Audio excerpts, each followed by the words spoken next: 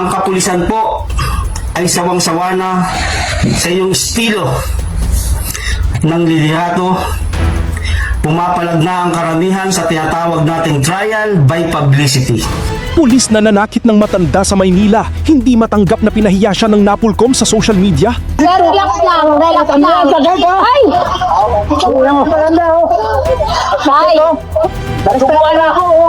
Hindi ko po matatanggap ang tinatawag nating trial by publicity. Alam mo kung ano ginawa niya? Nag-live din siya. Hindi pa ako sumasang-ayon sa paraan ng iyong pagdidisiplina sa aming hanay. Mga kababayan, kung babalikan natin, binastos ng pulis nato si Sir Ralph Kalinisan habang nasa live broadcast ito. Huwag niyo po sana akong gawing instrumento dito para magpapogisan kayo sa media. Hindi kami nagpapapogi dito. Papapogi kayo sa... Kaya naman ganun na lang din ang galit ng Napolcom sa kanya para idiin ang pagkakamali niya at sabihin na huwag siyang tularan ng mga pulis sa Maynila. Hindi dapat tayo bumayag na gagantuin tayo ng mga kapulisan. Matanda, babastusin. Napolcom Commissioner, babastusin. Nasaan na ba ang respeto natin dito? Gusto ko lamang po ipabatid sa inyo ang aking hinaing sa kung paano mo itrato ang mga pulis na may mga issue. Ngayon ang tanong, nasa katwiran ba siya o sadyang pilit niya lang pinagpipilitan ang mali na nagawa niya?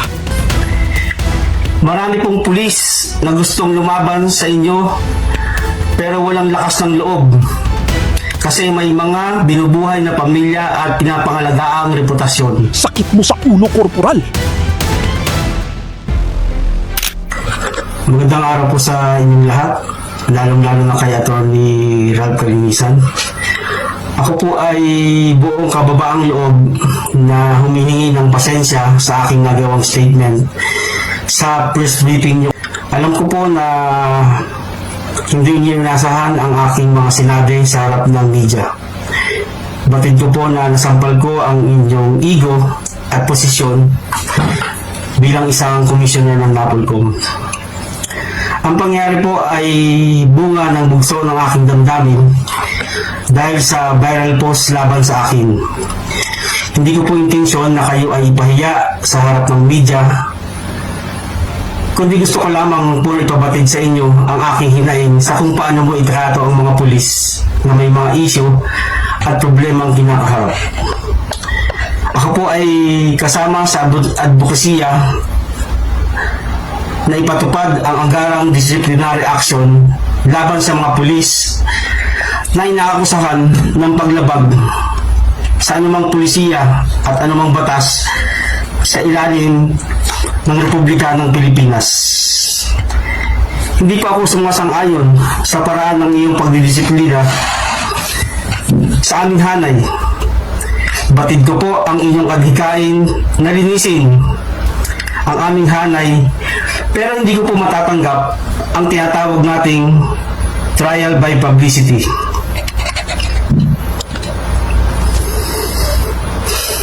Na inyong ginagawa. Bilang isang pulis, sa akin pong pagkakaalam, wala pong pulisiya ang Napolcom na kailangan mo munang iharap sa media o paratangan na kung anong mga issue ang mga pulis na katulad ko naharap sa investigasyon. Ang pagharap sa media upang ipahiya sa publiko ang isang pulis ay paglabag sa saligang batas at hindi katanggap-tanggap sa umiiral na prinsipyo ng due process.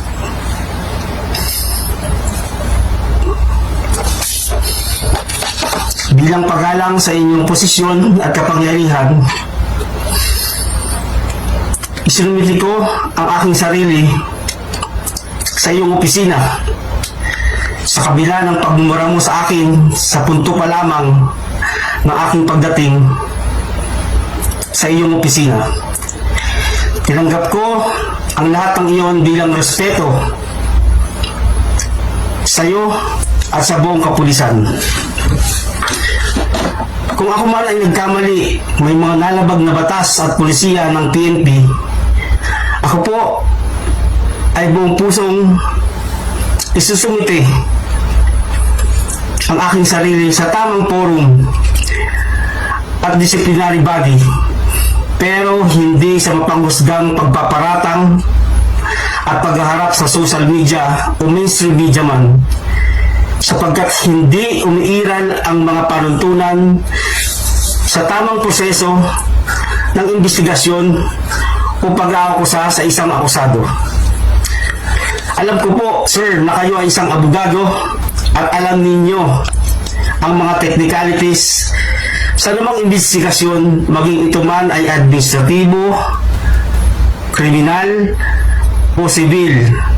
Pero walang technicalities sa paghaharap sa mainstream media o social media, kundi lahat ay pawang emosyon at opinion lamang, depende sa kung saan ka papanig ng partido. Ang kapulisan po ay sawang-sawa na sa iyong estilo ng liderato. Pumapalag na ang karamihan sa tinatawag nating trial by publicity. Marami pong pulis na gustong lumaban sa inyo pero walang lakas ng loob kasi may mga binubuhay na pamilya at pinapangalagaang reputasyon. Matagal na po akong tumutulong, sir, sa ilang kapulisan upang harapin ang anumang kasong administratibo, sibil o kriminal man.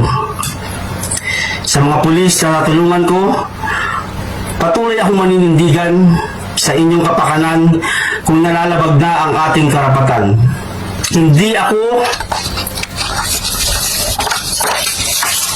ako manghihinayang na itaya ang serbisyo ko kung nakikita ko na ganito ang paraan at proseso ng pagdisiplina ni NAPOLCOM Commissioner. Nakakalungkot pero sa hindi sinasadya at hindi angkop na paraan ang pag-level up ng aking advokasya. Gayunman, ang aming law office ay handang tumulong sa inyo ng buong puso. Buong tapang ko pong inamin sa harap ng media ang mga kasong administratibo na inyong nabanggit kahit alam ko na mababas ako ng taong bayan. Sana ay magkaroon po kayo ng mas malalim na investigasyon kung bakit ako ay nanatiling nasa serbisyo. Marahil ay hindi sapat ang ebidensya ng PNP laban sa akin para ipangalandakan mo na isalawag ako o errand policeman. Hindi ko naman pwede ko naman sabihin na wala itong kinalaman sa kasalukuyang investigasyon na iyong ginagawa. Sir Ralph Calinisan, nakikiusap po ako na sana'y tigilan niyo na po ang pagpapamedya sa kapulisan para lamang sa sariling interes at kapakanan.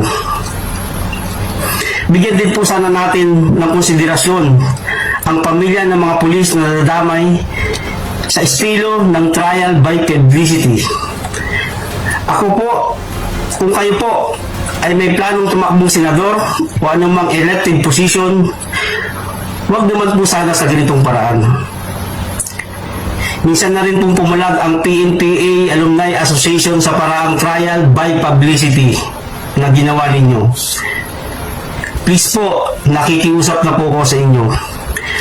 Kay Barangay Captain Pakaira ng Lower Bigutan, considering na patong-patong na ang kaso ng inyong kababayan at driver, sana po ay huwag naman na ninyong pagbaninuhin yan sapagkat baka makapambiktima ng parang iba.